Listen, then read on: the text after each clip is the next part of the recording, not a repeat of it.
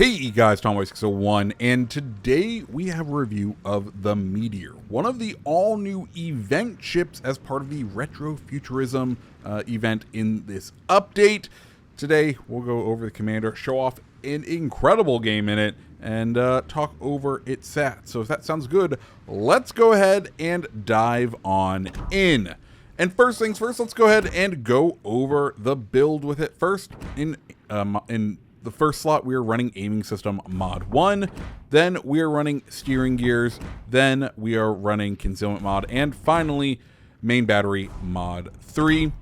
As far as our consumables go, we have the damage control party, the sonar with a 4.7 kilometer range, which is pretty dang good at tier 8 for a destroyer. You're only really going to be outranged by that of the Germans. It's going to last for 98 seconds to get 2 charges. Alternately, you could also pick up the heal. Both of these, I think, are strong uses. The heal, just because this ship likes to be played as a mini cruiser at range, so taking hits and healing back some of the health, definitely a viable playstyle, but I definitely liked having the sonar in my back pocket as just a sort of surprise if I needed it.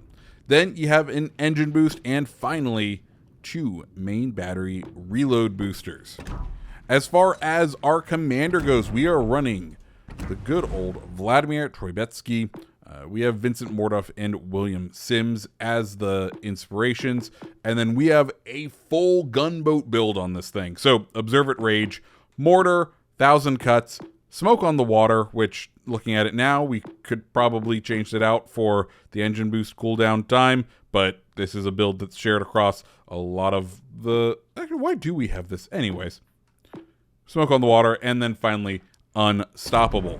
Now, before we get into the stats, if you do want to acquire this ship for yourself, you can go over to the store. It is pretty pricey. Meteor is based on the Delny. It's a tier 8. So as a result, it's going to cost you 25,000 doubloons. Is it worth it?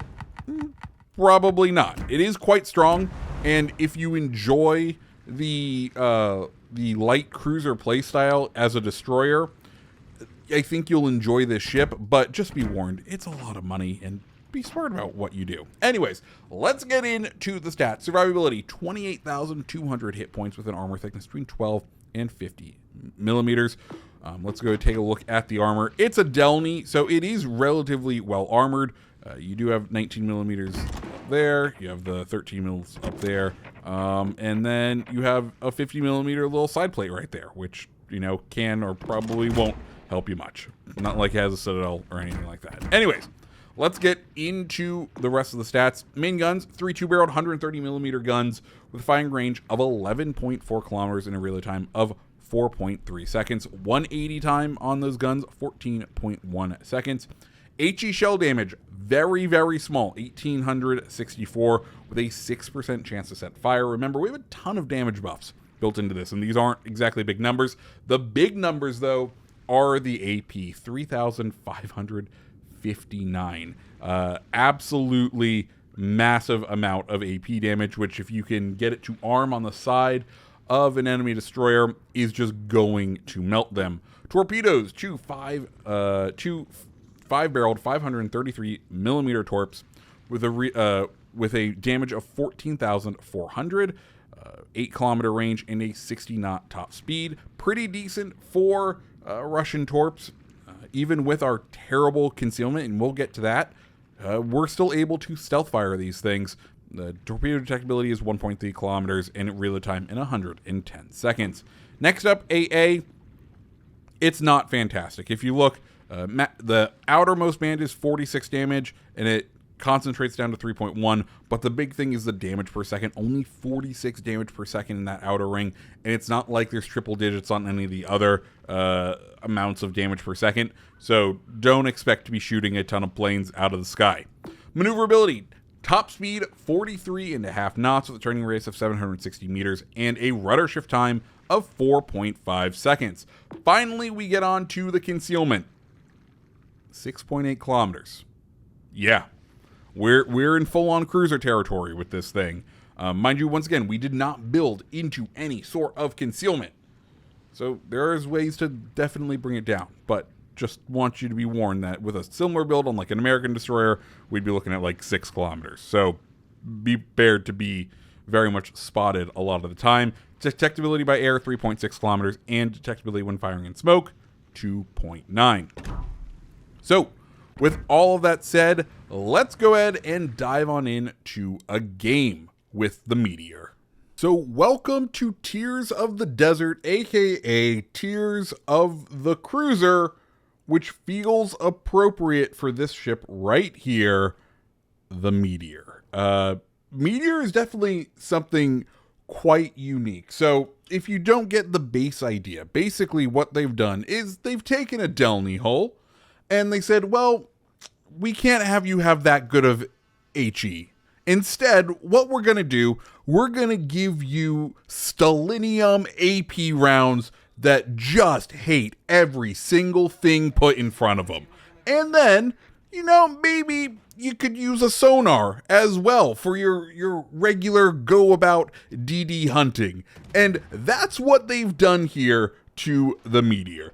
They have made the Delny, a ship that was previously, I would say, in the light cruiser category of destroyer, where they very much focused on HE and its ability to do damage over time. And they said, you know what? We're not doing the damage over time thing anymore. We are just doing pure raw damage output. And well, you'll see what we get to do. So Smallin pops up here, and I think his assumption was, hey, you know what? I'm good at range. I got some decent guns, and you can just see how quickly we are able to start chunking down this Smallin. He turns out, realizes the error of his ways, and you know, as he does that, we have used our first main battery reload booster and had to flip over to HE. And we're going to see if we can get a little bit more. Our aim's not exactly the best, but he's gone ahead and disengaged. We've taken about 10,000 damage overall for that, but we have very much neutralized that Smallin's ability to push in. He's probably going to only be a torpedo boat for the remainder of this match, and that's perfectly fine. These guns are absolutely disgusting. I'm going to go ahead and throw up a clip of what happens when you come up to this vessel in close quarters. So Ostagotland has popped up here. We pop our reload booster, and you can see we're 2 salvos in, 3 salvos, everything is armed, and down he goes. Dev strike just like that. That is the power of the Meteor's AP right there. Now, back to our regularly scheduled program. So now we're making our turn back to sea, and we'll go ahead and talk about some of the other characteristics of the Meteor. I think the other kind of highlight for me on Meteor is, even with this insane lack of concealment, the anti-concealment build, if you are, that we are currently rocking, we still are able to stealth fire our torpedoes. So we have this Heisen and this Schroeder kind of both hugging this island over here. We have our Shima going wide. So I'm like, okay, well, what can I do? Can we get enough like nose in to Schroeder to the point where most of the shells, most of the secondaries aren't able to engage us, and we can kind of start harassing this Heisen here, because if we can get our shells up into his superstructure, we should be able to do a decent amount of damage up there. The AP is pretty deadly, so if we can do that, we might be able to secure ourselves our first kill of the match. And you can see we're kind of shells coming away, and we are able just to kind of successfully whittle him down, and down he goes for our first kill. If we didn't hit him with that, I think those torpedoes would have been good. I don't know if he had come in far enough, but you know, the torpedoes were still pretty strong. So that's our first kill down. We kind of need to support our battleship over here, so we're going to push in. Schroeder, given his position right now, I'm like, okay, he's behind that island. If we push in close, we have that island to sort of protect us, and we might be able to kind of scoot mid. But we also see that Vampire 2 popped up, and well, it's time for the Meteor to go on and continue hunting. And I have to say, with Meteor and full cards on the table, this was a ship that, you know, as a CC, they gave it to me in order for me to review. I had a very busy day at work today Didn't get home until about 8 p.m. So as a result, was only able to play 5 or 6 games with this new update. 2 of them were in Meteor. Both of them you're seeing clips from, because Meteor is an incredibly strong destroyer. I think Delny was already pretty strong. I think they went through some nerfs with it, but this is a very strong version of Meteor. It plays pretty differently, and as a result, you get an experience that is quite fun. Anyways, we pop our sonar right here. We know that Vampire was going to lay some torpedoes. We'll be able to continue spotting him with our sonar, and we're going to see if we can go ahead and engage him and go ahead and kind of knock him off the map if possible. We get the shatters there, which is unfortunate, but Schroeder kind of takes the bait here, and that's fine by us. We're going to go ahead and wide launch the torpedoes here, and then just try and start getting shells into his front. You can see we're getting a couple of thousand, but this is a very deadly game, right? Schroeder, not exactly the strongest in its main battery, but it is pretty strong with those secondaries.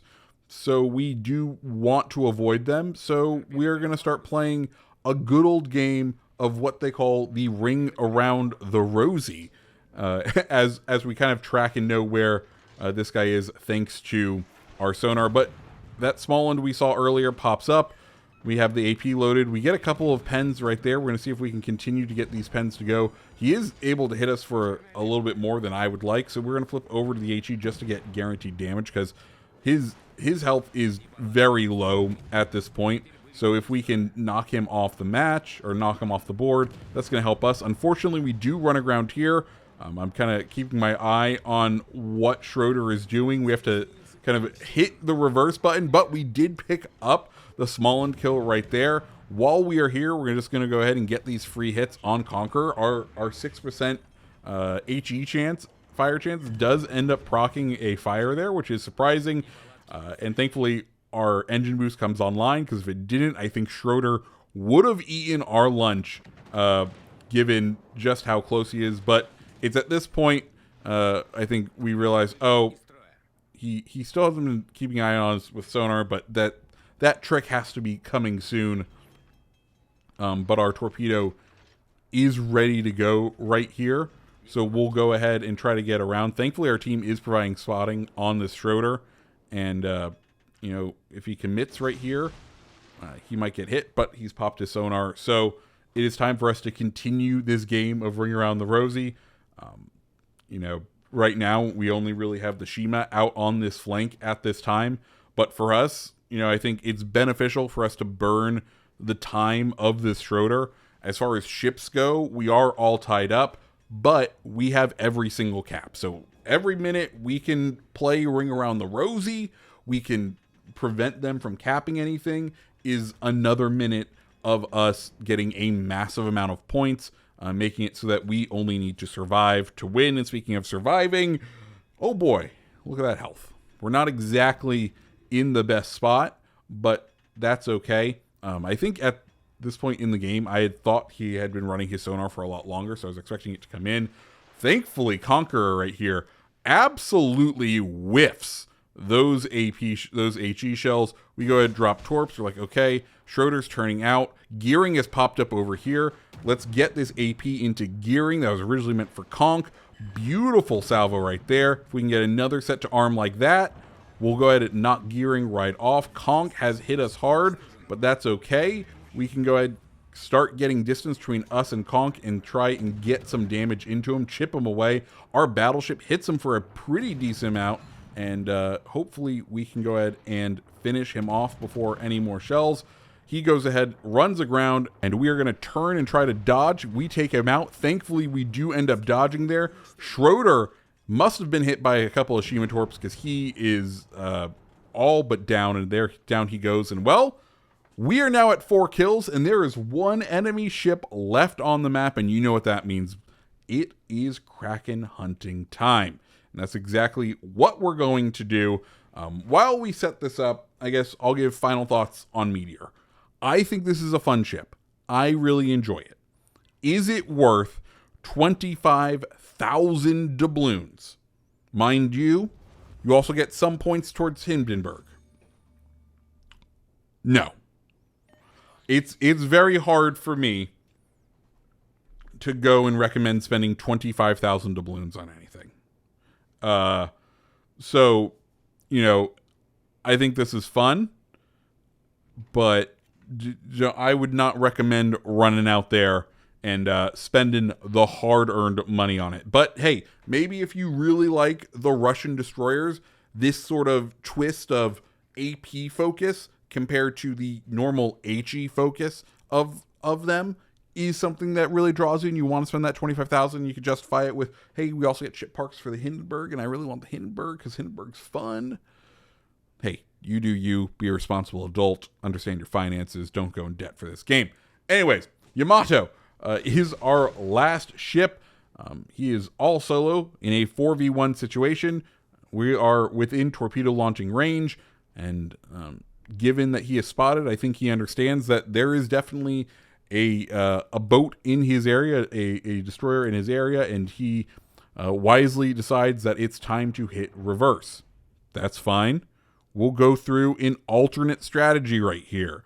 What we're going to do is try to get to his far side, try to get to an angle that is different than what our teammates are going to engage him, get in a position that is beneficial so that if he goes bow in to the teammates that he can see, we have the broadside of him where either A, we can go ahead and launch torpedoes that are going to be very effective against him, or B, we can use our main guns, and his guns, you know, are going to take a minute to rotate towards us. And maybe, this is going to be a crazy one, maybe it also means that when he fires, we go ahead and engage him right after he fires, because then we know it's going to take him a full 30 seconds to be able to fire at us. So that's the plan. We can see Yamato is starting to push in. We're going to go ahead and rotate. That way we are running away from him. We are a harder target to hit.